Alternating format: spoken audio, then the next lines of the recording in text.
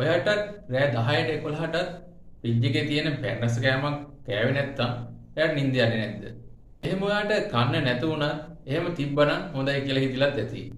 ඉතින් මේක ලෙඩක්ද නැත්නම් ඔයාට විතරක් තියෙන ගැටලුවක්ද නැත්නම් මේක ලෝකේ හුඟක් දෙනෙකුට තියෙන ගැටලුවක්ද? එහෙනම් අද වීඩියෝ එකෙන් කියන්නේ එයාට පැණ්ඩස් කන්න හිතන හේතු ගැනයි. පැණ්ඩස් කන්නේ නැතුව එයාට කන්න පුළුවන් සෞඛ්‍ය සම්පන්න ආහාර ගැනයි.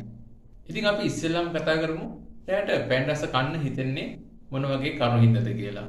ඉතින් ඔයා දවස් 30ම කන ආහාරවල ප්‍රෝටීන් සහ තන්තු අඩු නම් රැ වෙද්දී ඔයාගේ ශරීරයේ බඩගින්න උත්තේජනය කරන ගේලින් කියන හෝමෝනය වැඩි වෙනවා. ඒකෙන් වෙන්නේ ඔයාට පැණ්ඩස් කෑමක් කන්න හිතෙන ස්නායු ග්‍රන්ථි උත්තේජනය වෙලා අනිවාර්යයෙන්ම ඔයා පැණ්ඩස් කෑමක් කන එක. ඉතින් පළවෙනි හේතුව තමයි ඔයා කන ආහාරවල ප්‍රෝටීන් සහ තන්තු අඩු වීම. ඔයා දවස් 30ම ස්ට්‍රෙස් එකෙන් ඉඳද්දී ඔයාගේ ශරීරයේ කෝටිසෝල් කියන හෝමෝන් එක වැඩි වෙනවා. මේ හෝමෝන් එක ඔයාගේ ශරීරයේ වැඩි වුණා කියන්නේම ඔයා අනිවාර්යයෙන්ම සීනි හරි පිටි ටිකක් රාත්‍රී ආහාර වේලෙන් පස්සේ කන එක. ඉතින් දෙවෙනි හේතුව තමයි ඔයා මානසික ආතතියෙන් දවස් පුරාම ඉන්න එක. ඔයා රෑ පුරාම ෆෝන් එක දිහා ටීවී එක දිහා බල ඉඳෙද්දී ඔයාට නිින්ද යන්න උපකාරී වෙන මෙලටොනින් කියන හෝමෝන් එක ඔයාගේ ශරීරයේ අඩු වෙනවා. මෙහෙම මෙලටොනින් කියන හෝමෝන් එක ඔයාගේ ශරීරයේ අඩු වෙද්දී ඔයාගේ ශරීරයේ ඔයාට බඩගිනි දැනෙන හෝමෝන් එක වැඩි කරනවා. මෙහෙම ඔයාට බඩගිනි දැනෙන හෝමෝන් එක වැඩි වුණා කියන්නේ ඔයාගේ මොළයට දැනෙනවා ඔයාගේ ශරීරයේ ශක්තිය අඩුයි කියලා. ඉතින් මොළය මේ වෙලාවට කරන්නේ ඔයාට ඉක්මා විකල්පයක් තෝරා දීම. ඉතින් ඒ ඉක්මා විකල්පය තමයි පැණ්ඩස් කෑමක් කන එක. ඉතින් ඔයා අනිවාර්යයෙන්ම පැණ්ඩස් කෑමක් කන්න යනවා ඔයාගේ මොළයේ කියන දේ අහලා. ඉතින් තුන්වෙනි හේතුව තමයි ඔයා නිදි වැරීම. ඉතින් මේ හේතු තුන තමයි ඔයාට පැණ්ඩස් කන්න හිතෙන ප්‍රධානම හේතු තුන.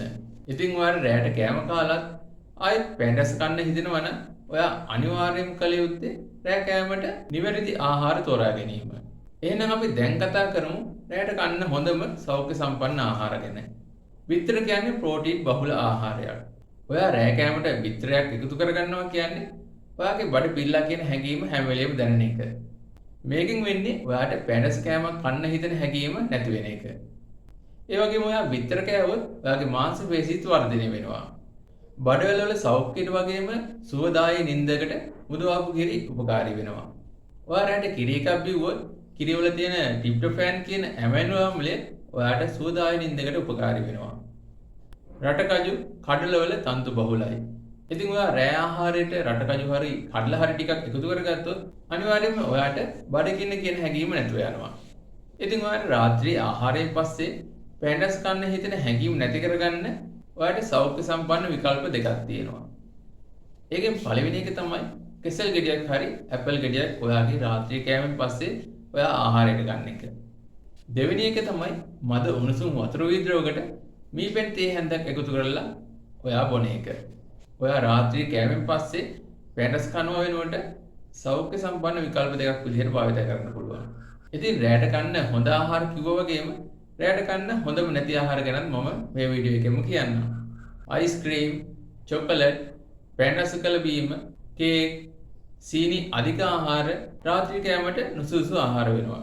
මේ කෑමවල සීනි අධික හින්දා රාත්‍රී කාලයේදී දහනය නොවි මේ දෙලෙස ඔයාගේ ශරීරයේ තැන්පත් වෙනවා. ගැඹුරු තෙලේ බෙදපු කෑම, ෆ්‍රයිඩ් රයිස්, කොත්තු, පරාට වගේ දේවල්, ඒ වගේම පිටි අධික කෑම ඔයා රාත්‍රියේදී ආහාරයට ගත්තොත් මේවා දහනය වෙන්න ලොකු කාලයක් ගත වෙනවා. ඉතින් ඔයා රෑ කෑමෙන් පස්සේ ඉක්මනින් නිදාගත්තොත් මේවා දහනය නොවි ඔයාගේ බඩ ඇතුළෙම තැන්පත් වෙනවා. ඉතින් මේ වෙනුවට විකල්ප දෙකක් ඔයාට මම යෝජනා කළා. ඉතින් ඔයා රෑ ආහාරයෙන් පස්සේ කන සීනි නැත්නම් පැණ්ඩස් කෑම වෙනුවට ඒ විකල්ප දෙකෙන් එකක් ඔයාට තෝරගන්න පුළුවන්.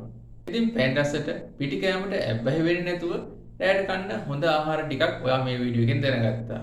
එහෙනම් අද ඉඳන්වත් රාත්‍රී ආහාරයෙන් පසුව පැණ්ඩස් කෑම හොයන්නේ නැතුව මේ විකල්ප දෙකට මාරු වෙන්න. එහෙනම් ගිහින් එන්නම් තවත් වීඩියෝ එකකින් හමු වෙමු.